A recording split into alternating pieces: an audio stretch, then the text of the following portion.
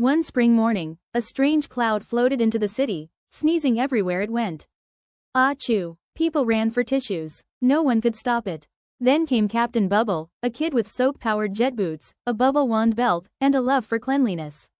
He blasted into the sky, surrounding the cloud in shimmering, sneeze-proof bubbles. As the cloud tried to escape, Captain Bubble swirled a giant lemon-scented bubble dome around it, pop, trapping it gently inside. The cloud calmed, sniffling once more before settling into the hills. Captain Bubble sprinkled hand sanitizer confetti from above. The city cheered, now sneeze-free and lemon-fresh. From that day on, he was known as the boy who made germs float away.